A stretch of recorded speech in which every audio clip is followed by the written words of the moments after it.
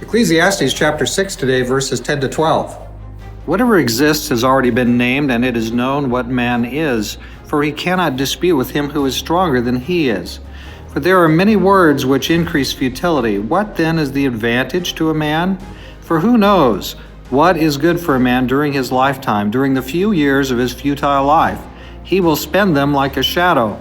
For who can tell a man what will be after him under the sun? All right, so it sounds like life's kind of futile. It's all kind of like predetermined, right? We know what man is, says verse 10. And so we also know that God is more powerful than man. And so everything's just predetermined. Boy, you know what? Let's just find a chair and let's just sit down in the chair. We're done. Just wait for the ride. But that's not really the way we want to do it here, right? God gave us feet so we can walk, hands so that we can do things, a mind to think, ears to hear. Fortunately, just one mouth, because we 2 ears, we need to listen more than we need to talk. And who we need to listen to is God. With God, life doesn't need to be futile. Does a wise man really have an advantage over a fool? Sometimes a fool is easily satisfied, but remember, we're on a track to eternity, aren't we? We're trying to get all the way out through into eternity. And sometimes, a foolish person will do things that are self-destructive. In the moment they consume, in the moment they get what they want. But when it comes face to face with, the consequences and reality and judgment, sometimes things end up very badly there. So we're looking, and a wise person should be able to look, and the first thing in wisdom is recognizing to fear God, give glory to God. That's always the first piece of real wisdom. So a wise person really should have an advantage. But Ecclesiastes is kind of throwing this curve to us, like, the wise man really doesn't have an advantage, because basically all humans have trouble. We're all just finite and limited, and we're all subject to judgment. And so in the end, remember now that Ecclesiastes comes to us with two different lines. One line of argumentation is, this is life under the sun without God. And at the end, it's meaningless. There's nothing there. Everything there's no advantage for anybody. It's just, oh no.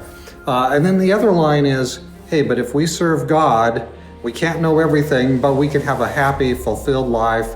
We can meet God's purpose. We can keep his commandments. We can land where God would have us to land. And that, of course, does take us on into eternity. And there is purpose and meaning, and it goes forever. So those are the two different perspectives. And a lot of times Ecclesiastes kind of he does a little bit of this, and then he does a little bit of that. And so Ecclesiastes is you've got to keep your neurons engaged. Don't be distracted now. Don't miss the cup that's got the peanut in it. You have the three cups and you're bumping them around and trying to follow which one has the peanut in it. So Ecclesiastes, he's hitting this line.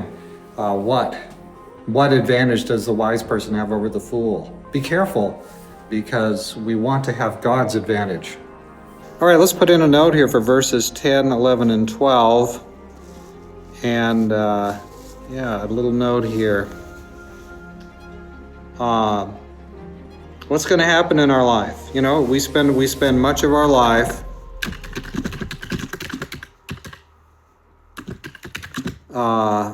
uncertain,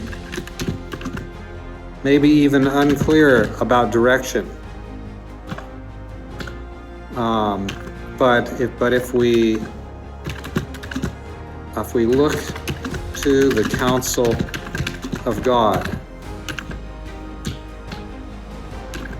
we will find purpose, some clarity, and some satisfaction that we would otherwise never experience. Instead, we would just kind of begin in a mist and end in a mist. But that's not the way it has to be. It's not at all the way.